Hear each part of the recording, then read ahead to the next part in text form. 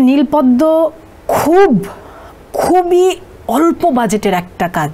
এত জীবনের গল্প তো একটা সিনেমায় বলা সম্ভব না। তরুণ প্রজন্মের কাছে ঠিকঠাক গল্প নিয়ে ঠিকঠাক বিষয়টা নিয়ে যেতে পারছি না। নীলা চরিত্রটি, ওই চরিত্রটি আসলে যেমন আমার পরিচালক আমাকে বারবার বলেছেন যে রুনা, এটা কিন্তু একজন, আপনি নীলা কিন্তু একটা কোনো চরিত্র না, নীলা হচ্ছে ওই পুরো ওই পেশাজীবী মানুষের একটা প্রতিনিধি। একটা নীলার মধ্যে অনেক অনেক জীবনের গল্প।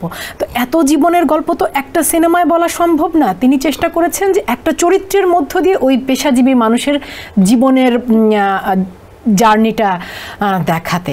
এটা একটা জিনিস। তবে একটা জিনিস মারিয়া, আমি আন্তরিক ধন্যবাদ জানাচ্ছি। আপনি যেভাবে আপনার একজন দর্শক হিসেবে আপনার ভালো লাগার কথা, ছবিটির ব্যাপারে আপনার আবেগের কথা জানাচ্ছেন, এরকম আরও অনেকজন জানিয়েছে।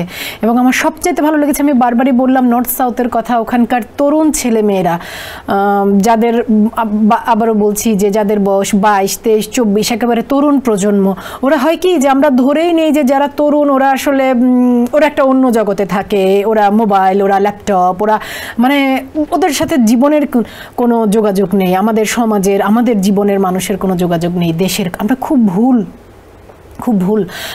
আমি বরং মনে করি আমরা তরুণ প্রজন্মের কাছে ঠিকঠাক গল্প নিয়ে ঠিকঠাক বিষয়টা নিয়ে যেতে পারছি না।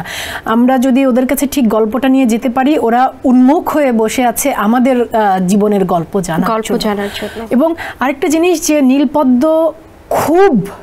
খুবই অল্প বাজেটের একটা কাজ। আমি বারবার বাজেটের কথাটা বলছি যে একজন অভিনয় শিল্পী হিসেবে আমার আরও ভালো লাগতো যে এটার নির্মাণ কৌশলগত দিক যদি আরও ভালো হতো।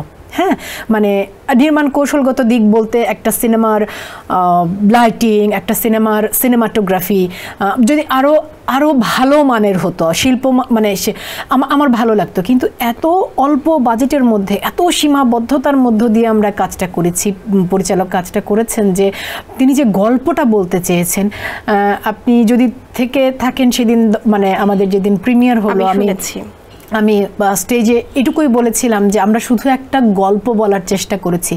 আপনারা খুব নির্মাণ কৌশলগত দিকে মানে ওদিকে দৃষ্টি না দিয়ে আমরা যে খুব স্বল্প বাজেটে একটা জীবনের গল্প বলার চেষ্টা করেছি, সেটুকু যদি একটু সুনজরে দেখতেন। হ্যাঁ, এটা একটা সৎ চেষ্টা। এসএমসির ইমার্জেন্সি কন্ট্রাসেপটিভ পিল নোরেক্স ওয়ান অরক্ষিত মিলনের 72 ঘন্টার মধ্যে এর একটি মাত্র পিল আপনাকে করবে টেনশন ফ্রি। এসএমসির নোরেক্স ওয়ান, এক পিলের সমাধান।